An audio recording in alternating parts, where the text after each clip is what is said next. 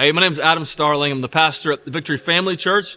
We started here in Norman in 2013. Frankly, I don't think I would be here today if it wasn't for the influence of the bridge. When my family moved to Mustang from Kearney, America, I believe I was 6 years old going into first grade. And the priority for my parents when they were moving was they wanted to move into a community that had a healthy church for me and my older brother. And so they actually chose to move to Mustang because of Mustang Assembly of God, which is now obviously the bridge.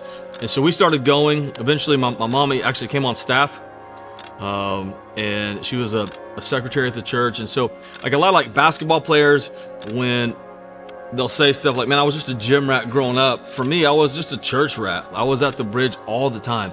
After school, we would walk there, and just was a massive part of my childhood and my adolescence, and probably the greatest influence in my life as a child, other than my parents, was Pastor Rob.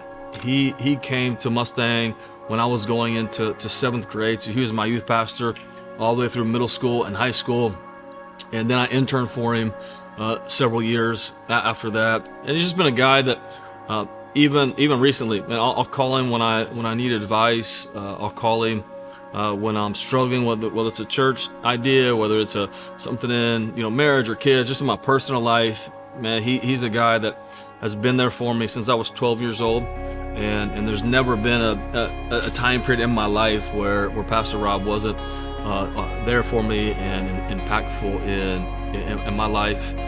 But one of the more impactful moments, when I was a senior in high school,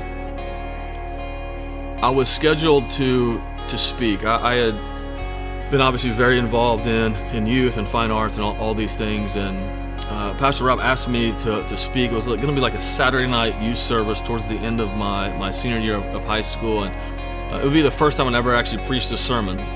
About a week before, I did some stupid stuff at Mustang High School.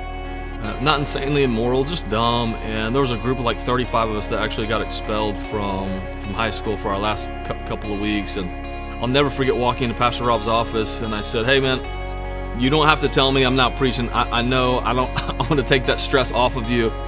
And he looked at me and said, "Adam, you're preaching." And I said, "Pastor Rob, listen, like there's no way, like nobody respects me. I'm an idiot. I know I'm an idiot. Like it's fine.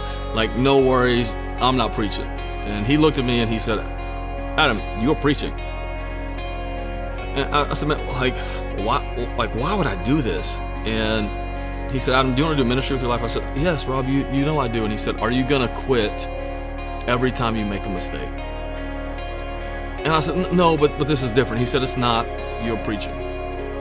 And man, it was one of the more meaningful moments in my ministry, and kind of would help shape how I would do ministry and how I would invest in other people because of how he invested in me. So I did. I got up and preached. My goodness, it was bad. It was terrible. I'm sure after I got done with the sermon, he regretted having me preach because of how bad it was.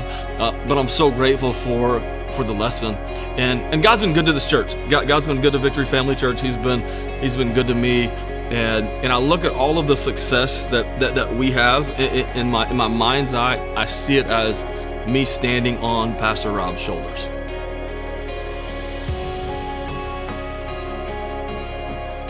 I just know this: there's zero chance that we are doing what we're doing the way that we're doing it today without the impact of Pastor Rob on my life. Pastor Rob and Pastor McNabb did my wedding.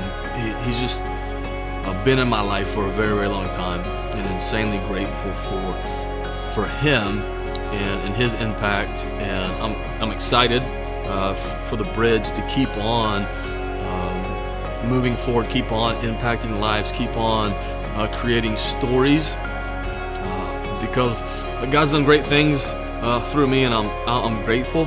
But man, there's so many more stories yet to be told. There's so many more incredible things that God will do through the people that are sitting in those seats there at the bridge every single Sunday. And I'm grateful for all that God has done in and through the bridge over the last several decades, but I'm really, really excited to see what God is going to continue to do there at the bridge.